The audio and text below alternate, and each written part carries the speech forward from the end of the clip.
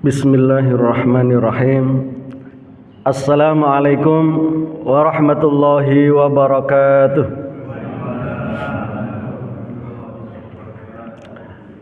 Alhamdulillahilladzi arsala rasulahu bil huda wa dinil haqq liyudhhirahu 'ala dini kullihi wa kafa billahi syahida. Asyhadu an la ilaha illallah wahdahu la syarikalah wa asyhadu anna sayyidana Muhammadan abduhu wa rasuluhu la nabiyya ba'dah.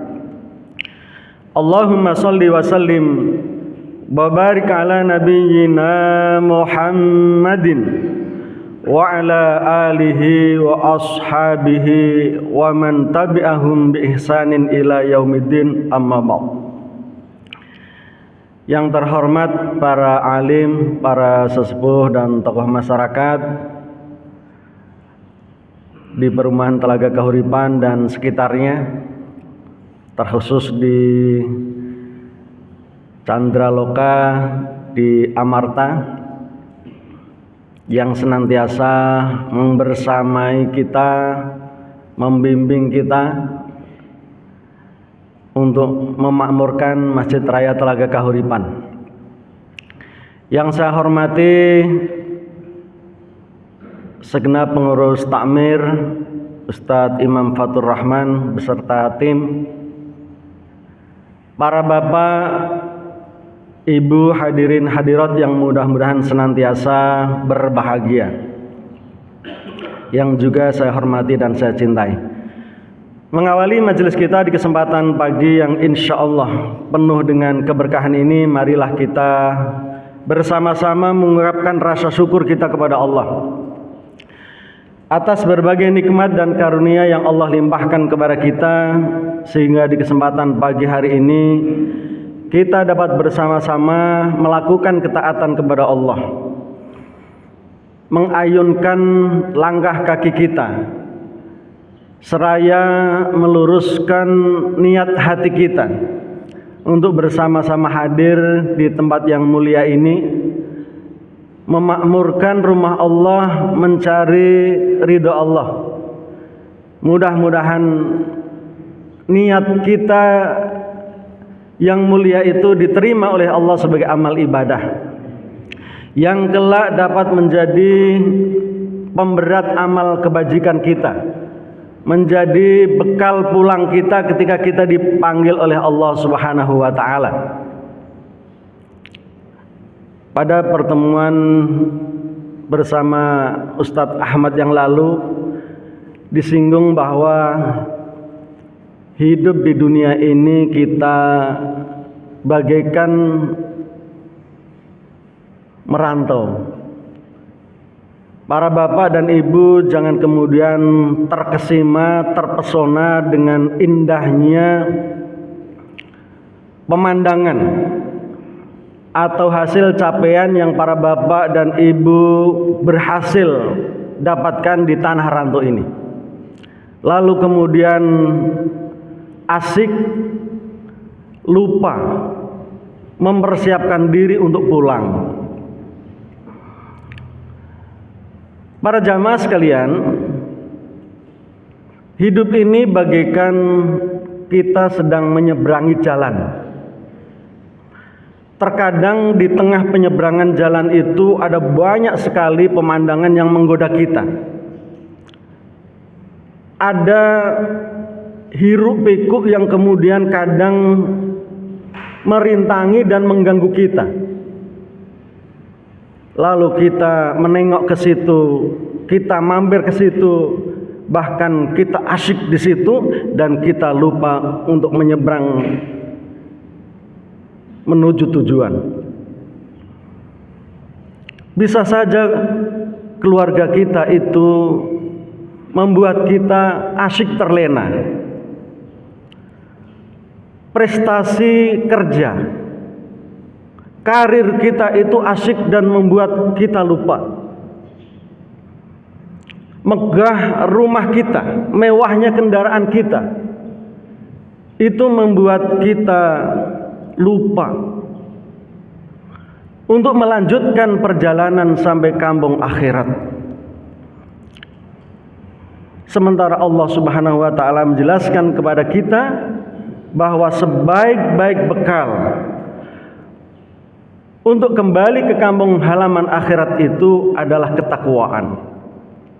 Wa tazawwadu fa inna khairaz zadi taqwa. Dan berbekallah kalian, dan sesungguhnya sebaik-baik bekal itu adalah ketakwaan. Ibadah sholat kita, bacaan Al-Quran kita, sedekah kita, silaturahim kita, dan segala amal solih yang kita niatkan untuk mencari ridho Allah, itulah bekal terbaik untuk kita bawa nanti pulang ke kampung halaman akhir. Filosofi orang yang sedang merantau, dia akan rindu pulang kalau dia di saat di tanah rantau itu sukses. Dia ingin kembali bertemu dengan orang-orang yang disayangi, yang dicintai, yang telah menunggu. Maka bagi orang yang sukses di tanah rantau, pulang ke kampung halaman itu adalah sesuatu yang dirindukan, sesuatu yang dinanti, sesuatu yang indah. Dia akan ketemu dengan orang-orang yang dia cintai, orang-orang yang dia sayangi. Dan di saat kita pulang ke kampung halaman akhirat, yang kita cintai, yang kita sayangi, itu adalah Allah Subhanahu wa ta'ala. Karena itu para bapak dan ibu sekalian, marilah dengan nikmat sehat yang masih Allah berikan kepada kita hingga detik ini, kita manfaatkan dengan sebaik-baiknya untuk mengumpulkan bekal sebanyak-banyaknya untuk pulang ke kampung halaman. Kita tidak tahu, bisa saja setelah pulang dari tempat ini Allah panggil kita, bisa saja besok, lusa, atau pada waktu yang kita tidak tahu dan kita merasa belum siap. Orang-orang yang ada di sekeliling kita, yang kita cintai dan yang mencintai kita juga belum siap. Dan itu telah banyak contoh di sekitar kita. Karena itu yang terpenting bagi kita, karena kematian itu adalah pasti, dan di saat yang sama kematian itu adalah misteri, maka kita harus siap.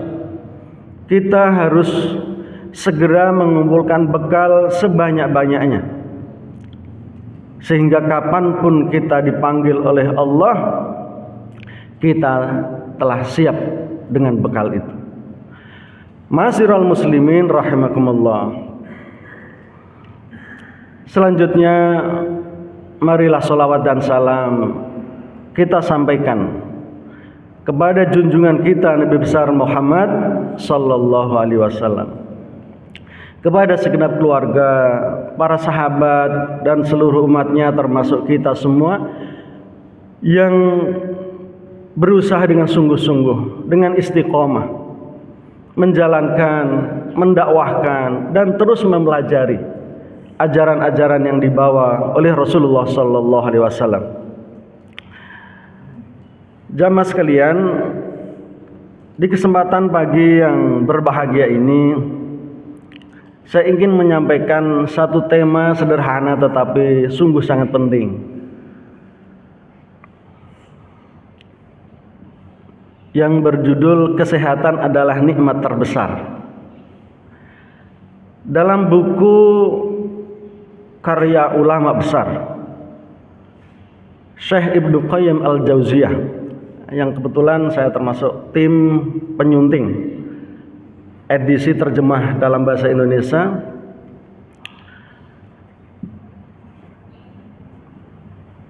Beliau mengatakan bahwa kesehatan termasuk nikmat terbesar. Di saat yang sama dia sering dilupakan, dia sering dilalaikan. Sehat adalah nikmat yang bisa membuat manusia itu bermakna keberadaannya. Keberadaannya di sisi Allah Subhanahu wa taala penuh dengan makna.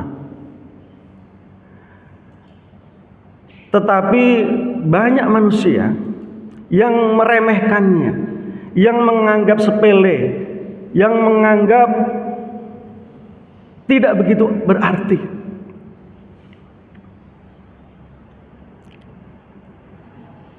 Teman saya pernah menulis dengan judul "Sehat itu nomor satu". Dan saya membenarkan kalau sehat itu adalah nomor satu. Kenapa demikian? Saking begitu pentingnya sehat. Agama bahkan keimanan itu tidak ada artinya dalam diri manusia yang tidak sehat. Rasulullah Shallallahu Alaihi Wasallam mengingatkan kepada kita, Rufi'al qalamu an thalathatin, anin na'imi hatta yastayqidha, wa anis sabiyyi hatta yahtalima, wa anil majnuni hatta ya'qila. Pena itu dibebaskan, diangkat. Taklif syariah itu tidak dikenakan terhadap 3 orang. Yang pertama adalah dari orang yang tidur sampai dia bangun. Orang yang tidur itu tidak kena kewajiban menjalankan syariat Allah sehingga dia bangun. Anak kecil juga begitu. Tidak kena kewajiban, tidak kena taklif syariat sehingga dia balik. Dan orang yang gila, yang tidak sehat akalnya, dia terbebas dari syariat, dia tidak kena taklif agama, dia tidak berdosa saat tidak menjalankan perintah Allah, sehingga dia sehat akalnya. Maka dalam konteks ini betul bahwa nikmat sehat itu adalah nikmat yang paling utama. Sehat itu nomor satu. Pada hadis yang lain Rasulullah menjelaskan bahwa sehat itu nomor 2. Yang nomor 1 adalah keimanan. Rasul mengatakan salullaha al-mu'afa. Bermohonlah kepada Allah, mintalah kepada Allah kesehatan badan kalian. Fa innahu lam yu'ta ahadun ba'dal yaqini khairun minal mu'afa.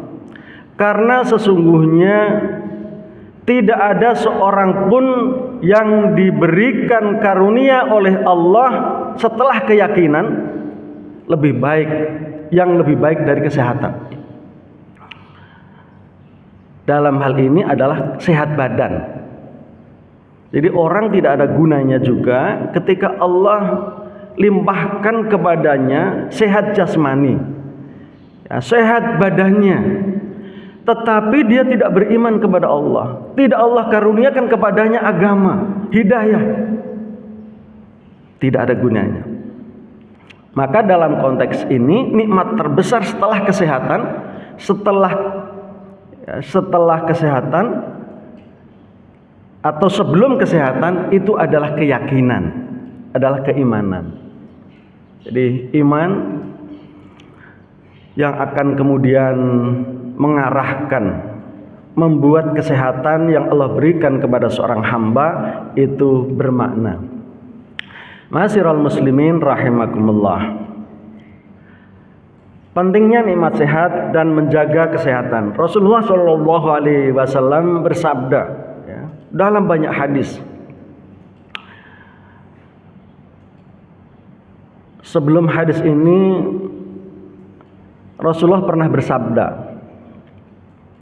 "Man asbaha minkum mu'afan fi jasadihi wa aminan fi sirbihi wa indahu qutu yaumihi khuyyizat lahud dunya." Barang siapa yang di saat pagi hari dia sehat badannya, mu'afan fi jasadihi, dan keluarganya merasakan aman, tidak ada gangguan, tidak ada musibah, dan dia memiliki rezeki yang untuk dimakan pada hari ini, maka orang yang seperti itu seolah telah dikumpulkan padanya kenikmatan dunia beserta isinya. Sungguh luar biasa. Kita di kesempatan pagi hari ini semuanya dalam keadaan sehat. Bukan hanya sehat fisik, bukan hanya sehat jasmani, tetapi juga sehat rohani. Hati dan pikiran kita dibimbing oleh Allah sehingga bisa menuju ke tempat yang mulia ini dalam rangka melakukan ketaatan kepada Allah Subhanahu wa taala. Bagaimana kita bayangkan coba? Allah karuniakan nikmat yang berlimpah kepada kita, misalkan Pak Peno, rumah megah, mobil mewah berjejer, semua merek, tetapi Allah tidak karuniakan kepada kita kesehatan. Kita stroke misalkan, lalu apa gunanya nikmat yang berlimpah itu? Kita sakit, tidak ada gunanya. Kalau itu kemudian kita biarkan bertumbuk, maka tidak ada nilai kebaikannya sama sekali di hadapan Allah Subhanahu wa taala. Maka kekayaan yang sejati itu bagi kita adalah kekayaan yang kita titipkan di masjid, di majelis taklim, di pembangunan sarana kebaikan untuk umat dan untuk agama Allah Subhanahu wa taala. Itulah nanti kekayaan yang akan kita dapatkan di sisi Allah. Semakin banyak orang berbagi, semakin banyak orang menitipkan hartanya di jalan kebaikan, itulah mereka yang paling kaya. Meskipun banyak orang di dunia ini segalanya berhasil dia raih, tetapi kemudian hanya disimpan di rekening, hanya disimpan di garasi, hanya disimpan di gudang rumahnya, maka itu bisa saja tidak memberikan arti apa-apa di hadapan Allah, tidak bisa memberikan arti apa-apa bagi dirinya ketika harus mempertanggungjawabkan kepada Allah Subhanahu wa taala nanti. Bahkan itu akan menjadi beban yang sangat berat, pertanggungjawaban yang sangat berat di hadapan oleh Allah, di hadapan Allah Subhanahu wa taala. Karena itu orang kaya yang sejati, dan ini sering saya sampaikan sebagai nasihat bagi diri saya sendiri, adalah orang yang paling banyak berbagi. Mereka yang sukses senantiasa berbagi, itulah orang yang paling kaya. Itulah orang yang kaya raya di hadapan Allah Subhanahu wa taala. Ma'asyiral muslimin rahimakumullah. Jadi kalau kita di kesempatan pagi hari ini badan kita sehat, keluarga kita aman, tidak tertimpa musibah, tidak ada bencana apapun. Lalu Allah berikan rezeki bagi kita yang untuk kita makan bersama keluarga hari ini, maka ini adalah nikmat yang sangat besar, bagaikan dunia, ya, bagaikan dunia. Khuizat lahud dunya, seolah Allah faka'annama khuizat lahud dunya, seperti dunia telah Allah kumpulkan untuk sang hamba itu. Bagi yang tadi sempat sholat 2 rakaat fajar sebelum sholat subuh, dia telah mendapatkan prestasi yang hebat, mendapatkan kenikmatan yang lebih baik dari dunia dan seisinya. Dan itu hanya bisa dilakukan oleh orang-orang yang sehat jasmaninya dan rohaninya, dan termasuk mudah-mudahan adalah kita semuanya. Maka di kesempatan pagi hari ini sudah banyak sekali nikmat yang Allah berikan kepada kita semuanya, yang terus harus kita jaga, yang terus harus kita syukuri.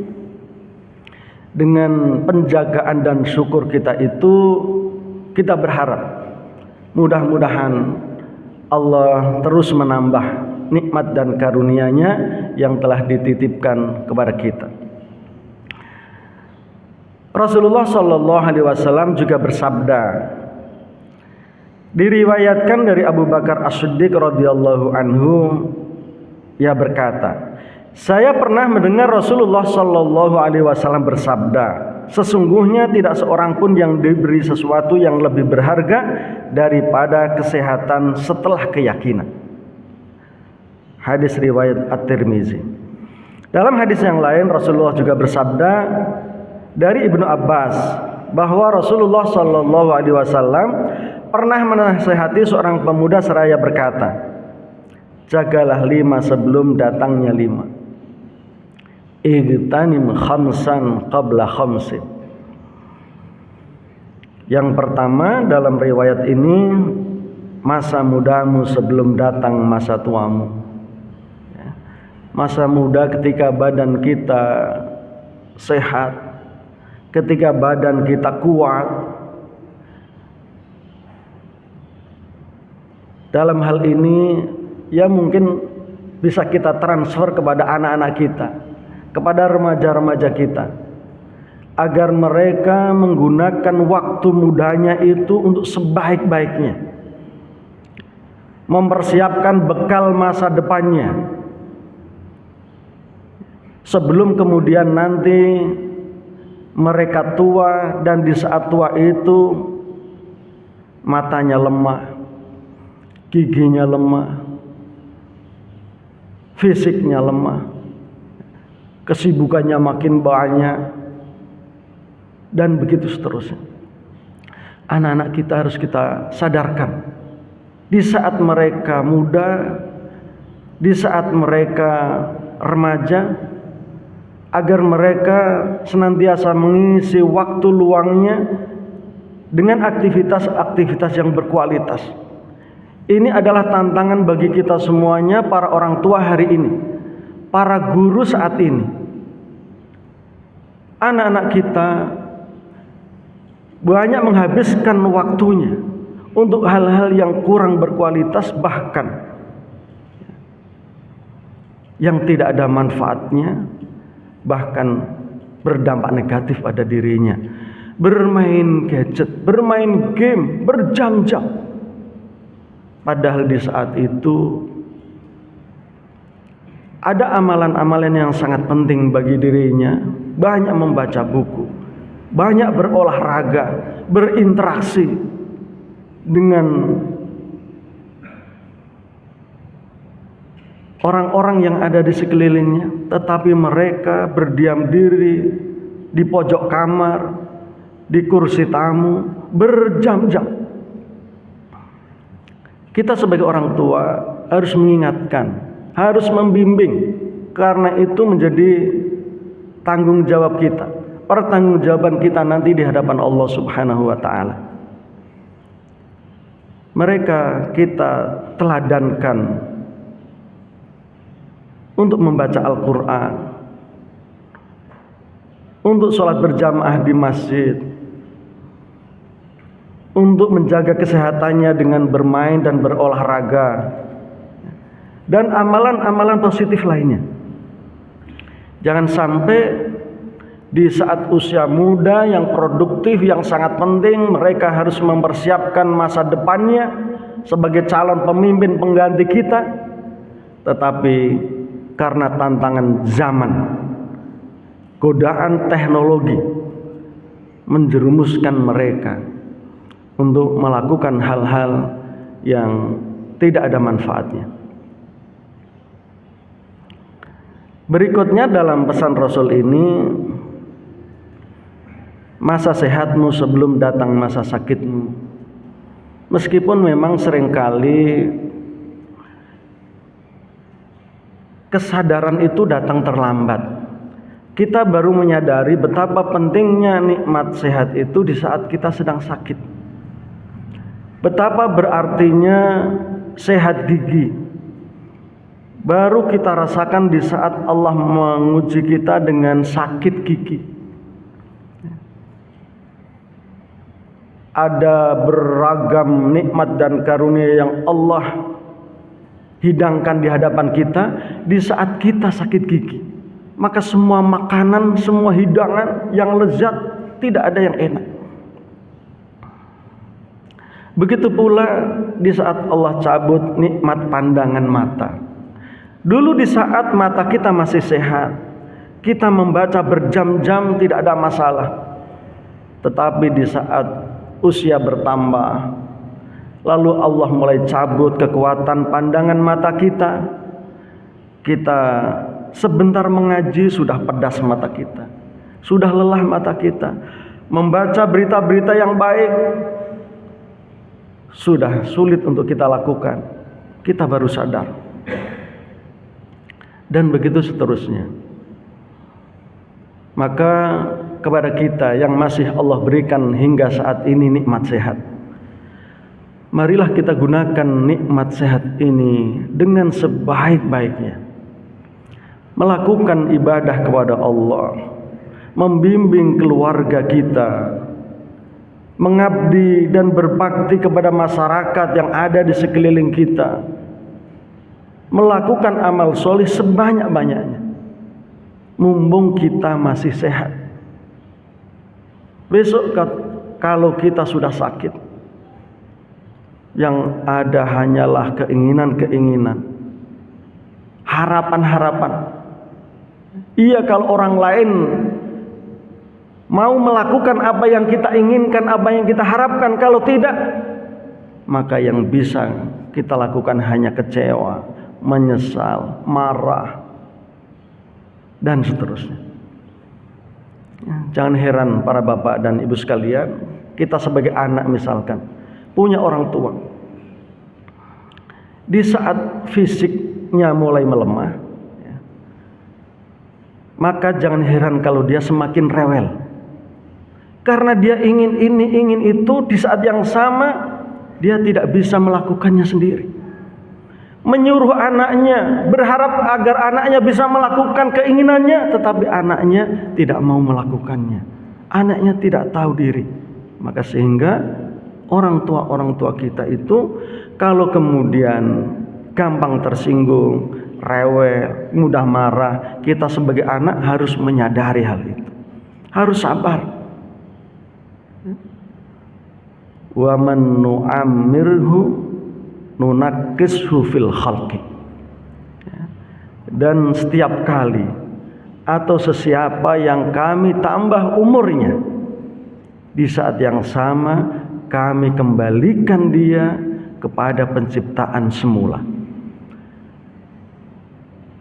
Ulang tahun jangan hanya kemudian makan-makan, jangan kemudian hanya pesta-pesta. Yang lebih penting daripada itu adalah berdoa, sehingga tambahan usia yang ada itu juga semakin menambah kebaikan diri kita. Jangan sampai usia bertambah tetapi kebaikannya dan kesolehannya tidak bertambah. Karena pada saat itu sudah pasti, sudah pasti. Wa man nu'ammirhu nunaqqisu fil khalqi. Semakin bertambah umur, kami kembalikan manusia itu pada awal penciptaannya semakin lemah.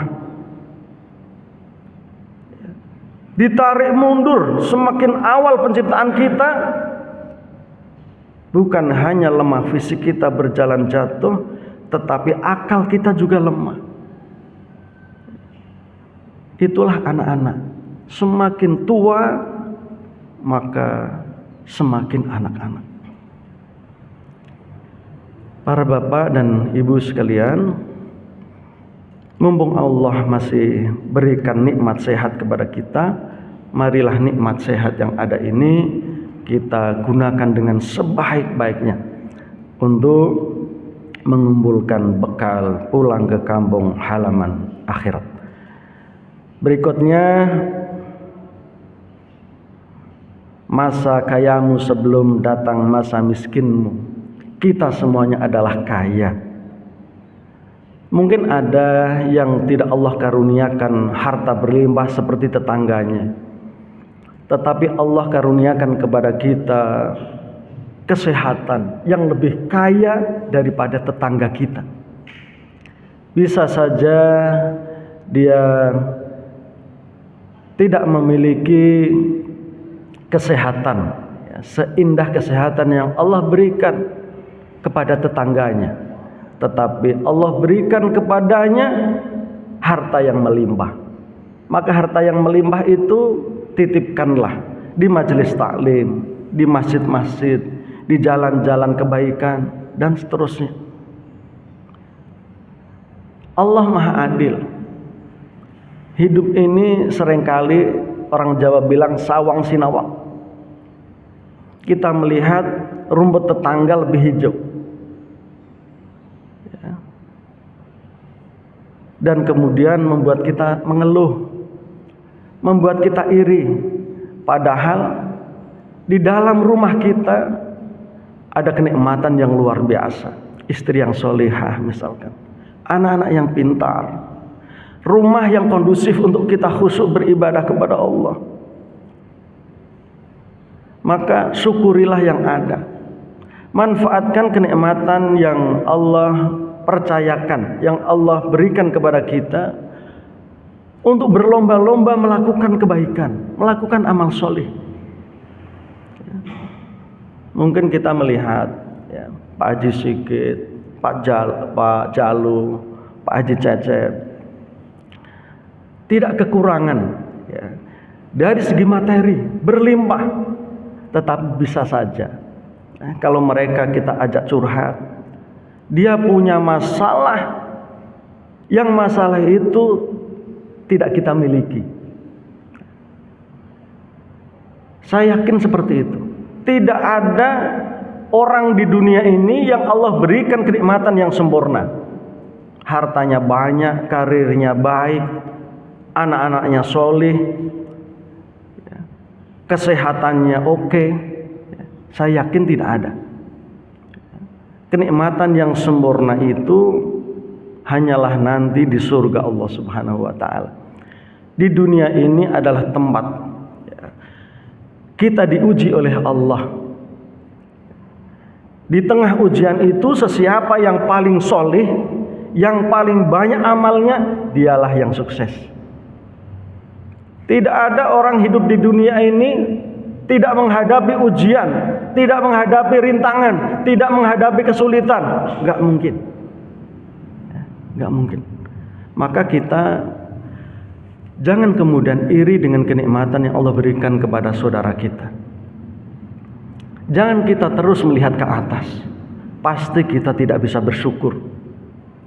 Dalam urusan kenikmatan dunia seringlah melihat ke bawah. Orang yang lebih susah dari kita, orang yang lebih banyak cobaan dan ujiannya dari kita. Biar kita banyak bersyukur dan bisa menghargai nikmat dan karunia Allah yang begitu berlimpah, yang begitu banyak yang ada pada diri kita. Masa kayamu sebelum datang masa miskinmu, kita semuanya kaya. Kalau kita tidak bisa bersedekah harta, tidak bisa bersedekah ilmu, bersedekahlah dengan tenaga. Tidak bisa juga bersedekahlah dengan doa, dengan support saling menguatkan. Jangan sampai sudah tidak bersedekah harta, tidak bersedekah waktu, tidak bersedekah ilmu, sukanya hanya bisa mencela, menyalahkan, melemahkan. Jangan sampai. Ini harus menjadi kesadaran kita sebagai orang beriman. Orang beriman itu harus saling menguatkan, harus saling mensupport dalam kebaikan, jalan dakwah. Perbedaan pendapat itu biasa, tetapi jangan kemudian itu sampai saling mencela, saling menyalahkan, saling melemahkan. Al-mu'minu lil mu'mini kal bunyani yashuddu ba'duhum ba'da. Orang-orang beriman itu antara satu dengan yang lain bagikan satu bangunan yang saling menguatkan, yang saling mengokohkan. Ustadz Imam saat ini menjadi nahkoda bagi bahtera yang namanya MRTK, akan mengarungi samudra yang luas, banyak gelombang, banyak badai, banyak topan. Kita harus mensupport bersama-sama. Apakah kita harus naik di bahtera itu atau tidak? Kita punya peran. Harus mensupport, harus menguatkan demi dakwah, demi Islam, demi kebahagiaan kemanusiaan. Ma'asyiral muslimin rahimakumullah. Berikutnya, masa luangmu sebelum datang masa sempitmu, dan masa hidupmu sebelum datang masa matimu.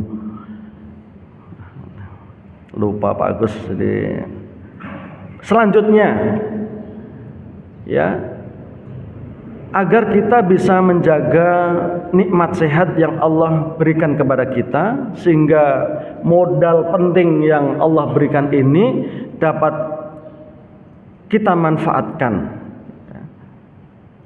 melakukan kebaikan, melakukan amal soleh dengan sebaik-baiknya. Maka dalam buku Zadul Ma'ad ini adalah petunjuk Rasulullah dalam menjaga kesehatan. Paling tidak saya sederhanakan menjadi 3. Menjaga pola makan. Banyak orang itu yang sakit, ya, yang kehilangan nikmat sehat yang Allah berikan kepadanya gara-gara tidak bisa menjaga pola makan. Semuanya dimakan, sehingga perut menjadi sumber penyakit bagi dirinya. Ya, maka kita harus hati-hati menjaga pola makan kita.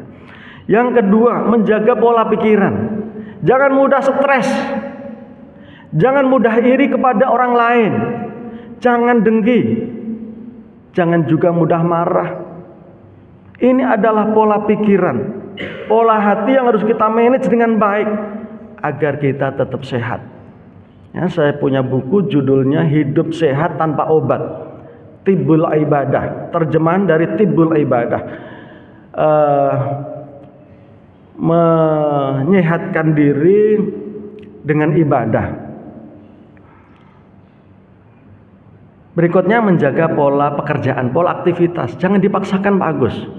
Ya, kalau malam harus istirahat, istirahat. Jangan dipaksakan, banting tulang, malam jadi siang, siang jadi malam. Ya, itu pasti, ya, akan mengganggu kesehatan. Menjaga pola aktivitas, pola pekerjaan. Bekerjalah sesuai dengan kemampuan, jangan dipaksakan. Ya, ini 3 hal penting dalam rangka kita menjaga kesehatan yang Allah berikan kepada kita.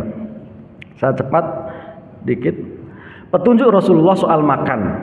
Jangan berlebih-lebihan dalam makan. Kulu washrabu wala tusrifu.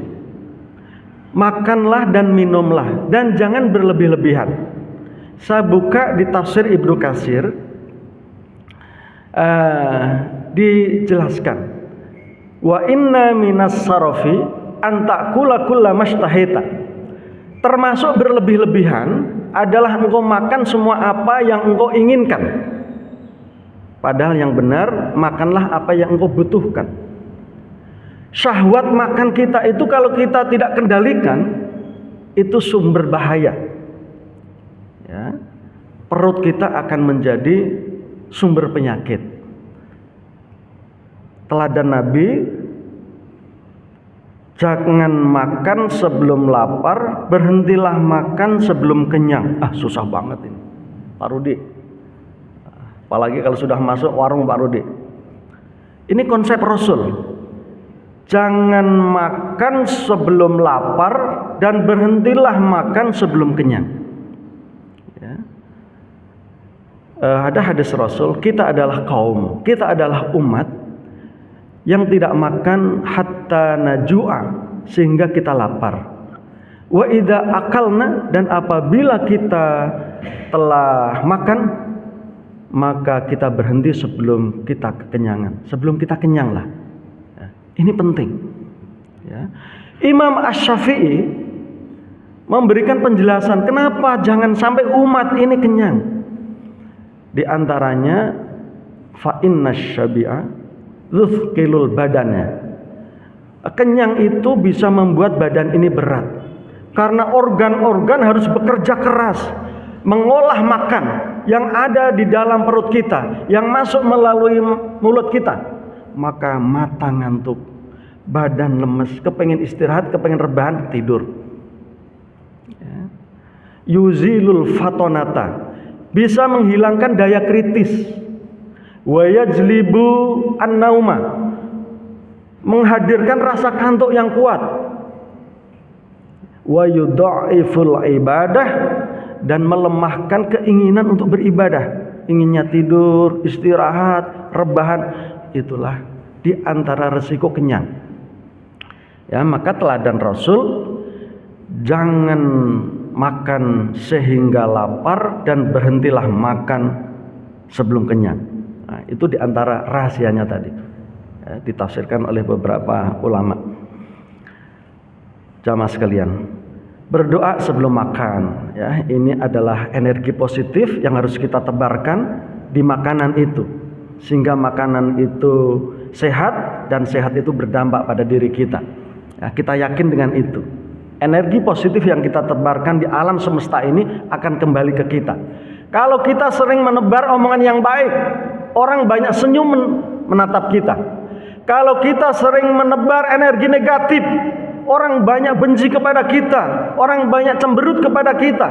Bisa mendorong kita, membuat kita marah, sakit, stroke. Jadi energi positif dan negatif yang kita tebar di alam ini sempurna akan kembali lagi ke kita. Maka termasuk berdoa sebelum makan, berdoa sebelum minum, itu akan kembali ke kita. Ya, akan kembali ke kita. Tidak pernah mencela makanan yang dimakan. Ya. Kalau senang, ada selera, makan dan pujilah istri yang menghidangkan makanan itu.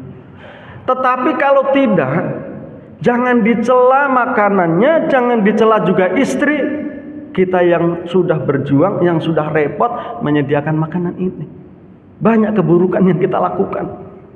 Istri kecewa, makanan itu jadi energi negatif yang kalau dimakan anak kita, dimakan istri kita, dimakan kita, ada energi negatif dalam diri kita. Maka Rasul mengajarkan jangan mencela makanan. Kalau memang tidak suka, diam. Ya, diam. Memakan yang dibutuhkan oleh tubuh, ya, bukan yang diingini oleh nafsu.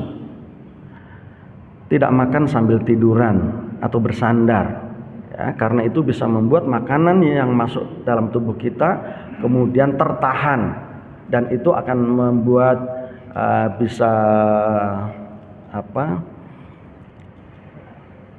bahaya, resiko di usus, di dinding-dinding usus, infeksi. Tidak makan saat hendak tidur, ya, kalau usia sudah seperti kita, ya, sudah 40 lebih, maka hati-hati makan di saat malam, apalagi sudah mau tidur makan. Memang secara manusiawi enak sekali saat Kita rebahan, kenyang, cepat tidur. Tetapi bahaya. Ya, tapi bahaya. Tidak memakan kecuali yang halal, ini pasti. Petunjuk Rasulullah dalam menjaga pikiran, tidak mudah marah. La taghdab walakal jannah. Ya, marah itu akan menimbulkan banyak sekali bahaya. Bukan kepada orang yang kita marahi, tetapi bagi kita sendiri. Karena waktu saya persingkat, maaf. Pemaaf itu adalah ciri orang-orang yang bertakwa. Ya, selain yang istiqomah untuk berinfak, apakah di saat lapang, apakah di saat sempit, 2.000, 5.000, 10.000 itu bukan menjadi ukuran Allah menilai prestasi kita. Tetapi bagaimana keistiqomahan dan jerih payah kita. Bagi orang kaya raya 100.000 ringan. Bagi kita yang susah, istiqomah dengan 2.000 setiap pagi, dengan 5.000 itu tidak ringan. Ya. Allah melihat sejauh mana tingkat jerih payah hambanya dalam melakukan ketaatan. Ats-tsawab biqadri ta'ab. Ya, pahala itu sangat tergantung tingkat jerih payahnya. Sabar, nahan emosi, tawakal, pasrah. Yang penting kita sudah ikhtiar maksimal. Tawakal. Ya. Istri kita sudah hasil ikhtiar maksimal, bagus. Jangan hari ini kemudian sering kita cela. Kok sepertinya istri saya nggak pantas dengan saya ya, nggak cocok. Ketika kita berhasil sukses, lalu membanding-bandingkan istri kita dengan istri orang lain, menganggap istri tidak cocok, ya, ada di sebelah kita, mulai aneh-aneh. Jadi jamaah sekalian, selama proses ikhtiar yang kita jalani itu sudah baik, sudah maksimal, maka yakinlah hasil yang ada itulah yang terbaik untuk kita menurut Allah Subhanahu wa taala. Anak kita sudah mau belajar rajin, meskipun ranking 30 jangan dicela, ranking terakhir dari sekelas. Yang penting dia sudah mau belajar. Kalau kita cela padahal dia sudah belajar, ikhtiar sudah dilakukan, oh kalau gitu lebih baik saya nyontek. Bapak saya inginnya nilai baik, gak peduli dengan proses, nyontek aja deh saya. Nah, jamaah sekalian, para bapak dan ibu, ini yang harus kita ajarkan kepada anak-anak kita. Proses ikhtiar itu jauh lebih penting daripada hasil. Berprasangka baik, husnudzon. Ya, apalagi ini musim politik, sebentar lagi kita punya hajatan, pesta demokrasi konon katanya. Maka jangan sampai tersobek ukhuwah di antara kita, saling cinta dan sayang di antara kita. Ini jauh lebih utama. Pemilu, pesta demokrasi itu hajatan negara yang akan terus kita hadapi. Jangan sampai kemudian menyayat-nyayat, mesobek ya, ukhuwah di antara kita, rasa cinta dan kasih sayang di antara kita. Jangan. Tetap kita saling mencintai, kita tetap saling menghormati pilihan masing-masing di antara kita. Kita akan mempertanggungjawabkan di hadapan Allah. Ya. Petunjuk Rasulullah dalam bekerja, jangan ngoyo. Ya Ustadz Imam, kita pikul sesuai dengan kemampuan kita saja. Jangan ngoyo. Saya punya teman, ya, dulu dia sering memaksakan diri karena sebagai kuli pikul di pasar dengan mengkonsumsi obat biar kekuatannya terus bertambah, bisa bersaing dengan kuli-kuli angkat yang lain. Tetapi apa akhir dampak dari itu? Sekarang tidak bisa berdiri, ya, jalan susah. Kata dokter, itu diantaranya adalah dampak dari dulu sering mengangkat beban yang dipaksakan. Fisik kita punya kapasitas, ya, maka jangan dipaksakan, jangan ngoyo. Butuh istirahat, Ya, jadi mata juga begitu, pikiran juga begitu, butuh refreshing. Hari Sabtu, hari Minggu, ya, kayak Pak Peno jalan-jalan keliling Telaga Kahuripan. Suasana yang indah jangan hanya dinikmati orang, kita manfaatkan dengan anak, dengan cucu. Ya. Itu diantara salah satu jalan kita menjaga nikmat sehat. Jujur dalam bekerja, karena kalau kita jujur, tidak korupsi, hati kita tenang, kerja kita, pikiran kita tentram, ya, dan itu juga menjaga kesehatan, mencari yang halal, bisa membagi waktu. Berikutnya, memanfaatkan nikmat sehat untuk memperbanyak ibadah kepada Allah, untuk memperbanyak manfaat di tengah masyarakat. Ibadah itu sesungguhnya bermakna luas. Kita menjadi Pak RT itu juga ibadah. Kita menjadi Pak RW, kita menjadi pengurus takmir, apalagi aktivis sosial yang melayani masyarakat, ya, itu adalah ibadah. Yang penting niatkan itu ibadah. Yang penting diniatkan itu ibadah. Doa meminta kesehatan seperti tadi yang dibaca oleh imam kita, Allahumma inna nas'aluka salamatan fid din wa afiyatan fil jasad. Ya Allah, sesungguhnya kami senantiasa meminta kepadamu keselamatan di dalam agama dan kesehatan pada badan. Ya, jadi Rasul mengajarkan kepada kita dan imam kita, Ustadz Lukman, senantiasa membaca ini karena memang begitu pentingnya kesehatan. Wa afiatan fil jasad, kesehatan pada jasad, kesehatan pada fisik, kesehatan pada badan. Juga selain itu doa yang lain, Allahumma inni as'alukal afiyata fid dunya wal akhirah. Allahumma as'alukal afwa wal afiyah fi dini wa dunya wa ahli wa mali. Allahumma gfirli warhamni wahdini wa'afini warzuqni.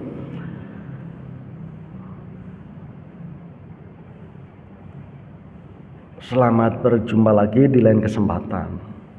Inilah beberapa hal sederhana yang bisa saya bagi di kesempatan pagi hari ini. Mudah-mudahan dapat bermanfaat. Ya, sesungguhnya itu adalah nasihat, pengingat bagi diri saya sendiri yang menyampaikan, tetapi mudah-mudahan juga bermanfaat bagi para bapak dan ibu, bagi jamaah sekalian yang ikut hadir dan menyimak tausiah di kesempatan pagi hari ini. Mudah-mudahan seluruh rangkaian aktivitas yang kita jalani hingga detik ini dicatat oleh Allah sebagai amal ibadah, sebagai amal kebaikan yang akan dibalas dengan pahala berlipat ganda di dunia dan di akhirat. Kita tutup bersama-sama dengan membaca hamdalah dan doa kafaratul majelis. Alhamdulillahi rabbil alamin, subhanakallahumma wa bihamdika asyhadu an la ilaha illa anta astaghfiruka wa atubu ilaih. Assalamualaikum warahmatullahi wabarakatuh.